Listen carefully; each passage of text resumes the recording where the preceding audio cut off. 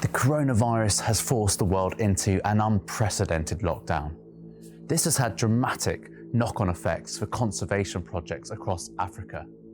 And in the past week, there have been reports of increased poaching for iconic species such as the rhino.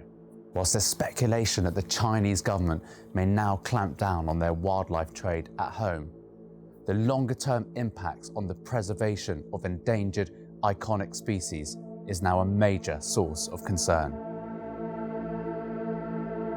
The global lockdown has seen tourism collapse in wildlife reserves across Africa. Many communities are dependent on ecotourism, which funds conservation projects that support iconic species such as gorillas, elephants, and rhinos. Without this tourist revenue, parks are now cutting staff, including those in anti-poaching units. And without rangers on patrol, there are already reports of increased poaching of rhinos.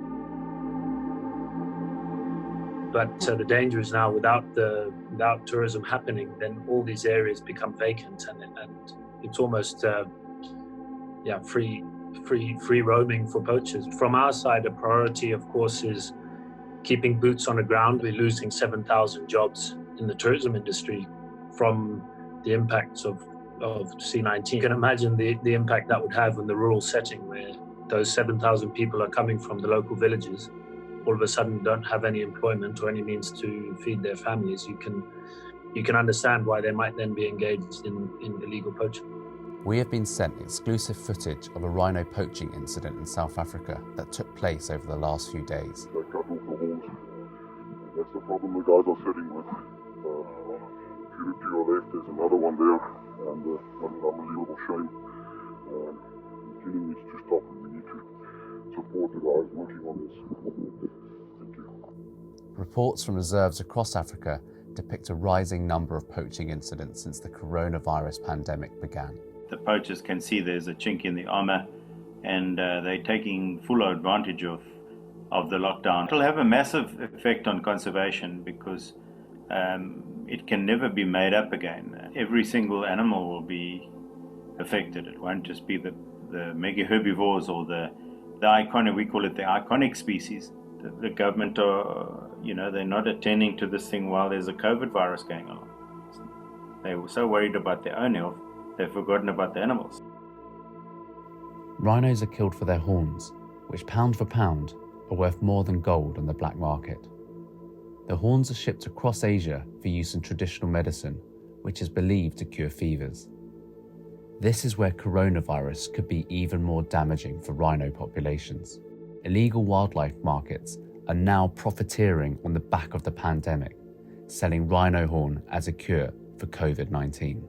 Rhino horn sellers in Asia are very smart. These are savvy business people, and they have a rich history of pushing rhino horn as a cure for whatever the disease du jour is, whether that's HIV/AIDS years ago, whether it's cancer, hangover preventative, and now, COVID-19.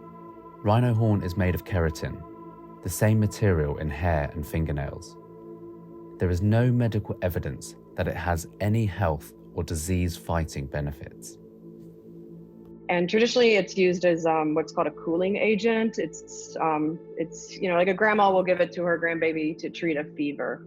Another use is these more newfangled treatments that have no basis in tradition and were probably just pushed by smart traders who wanted to sell more rhino horns.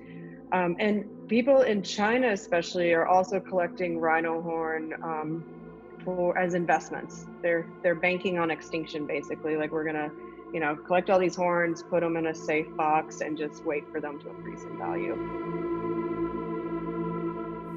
In 2011, the western black rhino became extinct. In 2019, the last male northern white rhino died in Kenya, making this species functionally extinct.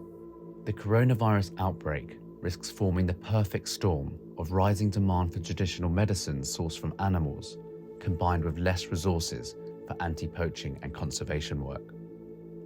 This could prove catastrophic for critically endangered wildlife around the world. It may be too early to tell the exact impact that coronavirus is going to have on endangered species over the long term. And there could be good news. Pangolins may become less trafficked. Exotic wet markets in Asia may be closed down. However, the rise in the use of Asian medicine, combined with the reduction in rangers and anti-poaching units due to the lockdown, could be over the long term catastrophic for magnificent species such as the rhino.